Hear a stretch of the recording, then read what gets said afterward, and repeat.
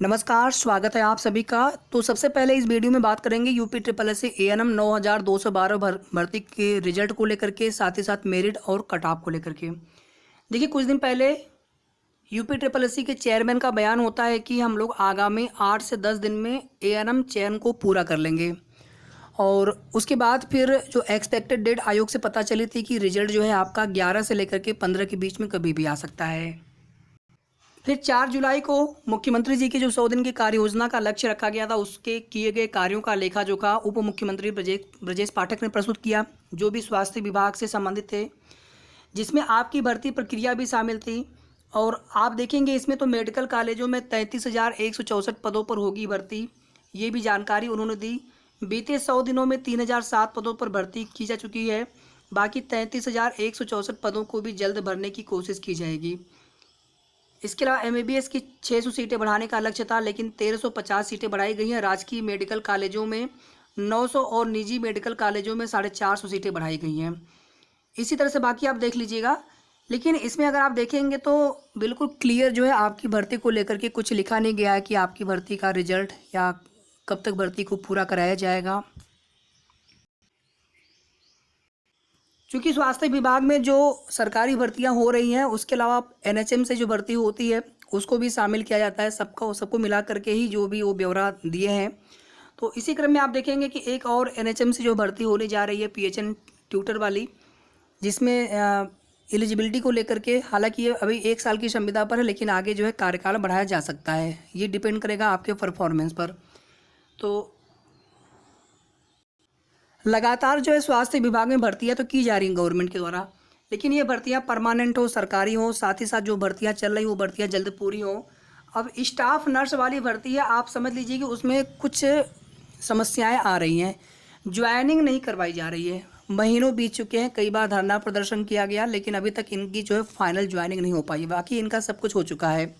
और UP ANM भर्ती 9212 में क्या है कि इसमें जो है नियमावली नोटिफिकेशन में कुछ बिंदुओं को पूरी तरह से स्पष्ट न किए जाने की वजह से, जिसमें आप देखेंगे कि चाहे वो रजिस्ट्रेशन का मामला रहा हो, चाहे वो आप देखेंगे कि 2500 ऐसे एक एएनएम के कैंडिडेट थे जिनको मौका ही नहीं मिल पाया था, ओवर एज वाले, या फिर अभी जो संविदा कर्मी शामिल हैं उनके ओवर एज और भारांक पर एक साथ निर्णय किस प्रकार लिया जा सकता है। और ओबीसी में भी जिनके ज़्यादा एज होगी, 44-45 होगा, उन्हें भी संविदा कर्मी के अनुभव के आधार पर आयु सीमा में अगर छूट मिल जाए तो उनका भी सिलेक्शन हो जाएगा। इसके अलावा जनरल है, ईडब्ल्यूएस है, सबको समस्या होनी है। तो इसी प्रकार से ये कुछ ऐसी समस्याएं आ रही थी। इसके अलावा देखिए, कोई भी भर्ती हो जो भ्रष्टाचार के आरोप लगते हैं या फिर जो इस तरह के जो डर होते हैं आप सभी के मन में, कहीं ना कहीं वो डर हम सभी के हमारे मन में भी होता है कि भर्ती अगर पूरी तरह से पारदर्शिता से हो तभी अच्छा है, ताकि किसी भी मेहनत योग्य कैंडिडेट्स का भविष्य खराब ना हो। किसी फर्जी तरीके से कोई नौकरी पाता है तो कहीं ना कहीं किसी एक मेहनत योग्य अभ्यर्थी की सीटें वो लेकर जाते हैं। फिर भी हम यही मतलब कहते हैं आप सभी से कि आप लोग भरोसा रखें कि भर्ती जो है पारदर्शी तरीके से ही हो रही है। बाकी ये तो कोई नहीं जानता है कि कितना भ्रष्टाचार, कितना करप्शन। आप इसको छोड़ दीजिए, आप लोअर की भर्ती है उसका भी वही हाल है, जूनियर असिस्टेंट की भर्ती है उसका भी वही हाल है। हर जगह करप्शन की शिकायतें। मंडी परिषद तो जांच बैठ गई है, ज़्यादा नंबर वालों का सिलेक्शन नहीं हुआ उसमें, जितनी कट ऑफ गई है, कट ऑफ से कम नंबर वालों का सिलेक्शन हो गया है। बीडीओ की भर्ती में सेम यही चीज़ें हुई थी और वो पूरी भर्ती रद्द कर दी गई थी। हालांकि फिर वो सेलेक्टेड कैंडिडेट मतलब हाई कोर्ट तक गए हुए हैं, सुप्रीम कोर्ट तक जाने की तैयारी उनकी थी, लेकिन वहाँ पर जो है कुछ फ़ायदा हुआ नहीं फिलहाल में। अब देखते हैं आगे उसमें क्या होता है, लेकिन उनके री एग्ज़ाम डेट अभी आने हैं। देखिए, मैं आपको ये सब चीज़ें इसलिए बताना चाहता हूँ ताकि आप थोड़ा सा धैर्य रखें। बाकी हम लोग इसमें क्या कर सकते हैं, सिर्फ मेहनत कर सकते हैं, उम्मीद कर सकते हैं कि सब कुछ ठीक चले। बाकी तो सिस्टम है, आयोग है, हमें उनके ऊपर भरोसा रखना ही होता है। रिजल्ट आपका जो है कोई भी कंफर्म डेट नहीं है और यूपी ट्रिपल एस सी आयोग का कोई भी भरोसा नहीं होता है। 15 तक हम लोग वेट करेंगे, उसके बाद आगे की जो भी चीज़ें होंगी, अगर 15 तक रिजल्ट अगर आ जाता है तो ठीक, अगर नहीं आ पाया तो फिर आगे क्या करना है वो आप सभी को बताएंगे। लेकिन अभी ऐसा बिल्कुल मत सोचिए कि आपका जो रिजल्ट है 15 तक नहीं आएगा। हमें लग रहा है कि आ जाएगा। आयोग भी पूरी कोशिश कर रहे हैं कि आपका रिजल्ट घोषित कर दें, क्योंकि उसके आगे फिर इन्हें कुछ एग्ज़ाम्स करवाने हैं और रिजल्ट भी घोषित करने हैं। मेरिट आपकी जो है कैटेगरी वाइज बनेगी, सबकी अलग अलग कट ऑफ बनेगी वर्टिकल और हॉरिजेंटल दोनों ही रिजर्वेशन लागू होंगे। साथ ही साथ वर्टिकल रिजर्वेशन में जो भी कैंडिडेट चाहे वो EWS के हों, OBC, SC, ST के हों, जो भी UR की क्राइटेरिया फुलफिल करेंगे, सामान्य वर्ग के कैंडिडेट के साथ में वो UR की सीटों पर सिलेक्शन पाएंगे। कट ऑफ जो है बहुत ज़्यादा हाई नहीं जाएगी, जितनी कट ऑफ हमने आपको बताई है पहले। मैं कट ऑफ को लेकर के एक सेपरेट वीडियो आज आपके लिए प्रोवाइड करा दूंगा। आप परेशान मत होइए, आप पिछले 2-3 दिन से कह रहे थे, लेकिन थोड़ा सा हम भी सोचते हैं कि किस प्रकार से आपको चीज़ें बताई जाए ताकि सही और ऑथेंटिक जानकारी ही आप सभी तक पहुँचे। तो थोड़ा सा आप समय दीजिए, हम आप आज दोपहर तक आपको कोशिश कर रहे हैं कि दोपहर तक आपको प्रोवाइड करा देंगे। PET 2021 का प्रीवियस ईयर का क्वेश्चन पेपर शिफ्ट 1 वाला हमने डाल दिया था सुबह ही आज। अगर आपने ना देखा वो वीडियो तो जाकर के आप देख लीजिएगा, इसके जस्ट पहले वाला वीडियो है। और शिफ्ट 2 का भी हम डाल देंगे, कल डाल देंगे, आज नहीं। आज जो है हम कट ऑफ को लेकर के वीडियो डाल देंगे।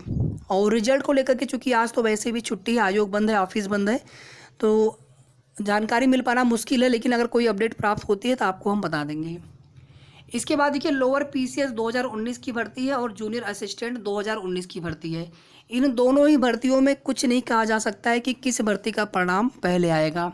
अभी तो फिलहाल में ANM की भर्ती के परिणाम पर काम चल रहा है, लेकिन फिर आगे इन दोनों भर्तियों में से अभी हम लोग ये नहीं कह सकते हैं। बाकी आयोग के ऊपर निर्भर करेगा कि वो इन दोनों भर्तियों में से किसका रिजल्ट पहले घोषित करते हैं। लोअर 2019 के जितने भी अभ्यर्थी हैं, आपके लिए एक अति आवश्यक सूचना है कि कल की डेट में आयोग पर निवेदन किया जाएगा कि सर रिजल्ट को घोषित कर दीजिए। ऑलरेडी जो है भर्ती बहुत पहले से चल रही है और सब कुछ हो जाने के बाद अब फाइनल रिजल्ट घोषित करना है आपको। तो फाइनल जो रिजल्ट है घोषित कर दीजिए।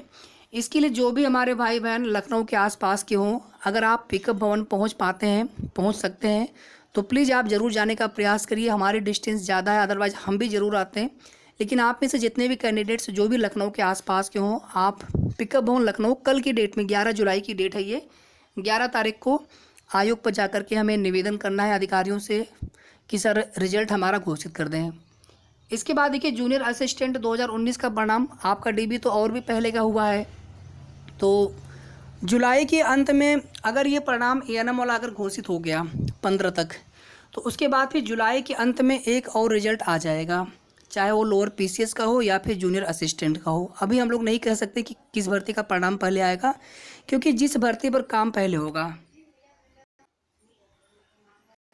और ये पूरी तरह से आयोग के ऊपर है कि वो किस भर्ती पर पहले काम करना चाहते हैं, किस भर्ती का रिजल्ट पहले देना चाहते हैं। जिस भर्ती पर वो पहले काम स्टार्ट करेंगे उस भर्ती का रिजल्ट पहले घोषित कर देंगे। 17 को UD LD SI का, 24 को लेखपाल की परीक्षा है। उसके बाद जो है जुलाई लास्ट तक एक रिजल्ट यहाँ पर और दिया जा सकता है। दोनों ही रिजल्ट पर, दोनों ही भर्तियों पर पहले भी काम हो चुके हैं। तो फाइनल जो है वहाँ पर काम करते हुए, फाइनल जो है डाटा फीडिंग का जो कार्य समाप्त करते हुए, आप इन दोनों परिणामों में से किसी भी एक रिजल्ट को घोषित किया जा सकता है। लेकिन ये दोनों ही रिजल्ट जुलाई में आ जाएंगे, इसकी संभावना तो बहुत कम लग रही है। बाकी आगे की जो भी ऑथेंटिक जानकारी आयोग से प्राप्त होगी वो आप सभी को हमारे चैनल के माध्यम से समय समय पर सूचना मिलती रहेगी। वीडियो को आप सभी प्लीज़ लाइक और शेयर ज़रूर कर दीजिएगा, और अगर अभी तक आपने चैनल को सब्सक्राइब ना किया हो तो ज़रूर सब्सक्राइब कर लें। धन्यवाद।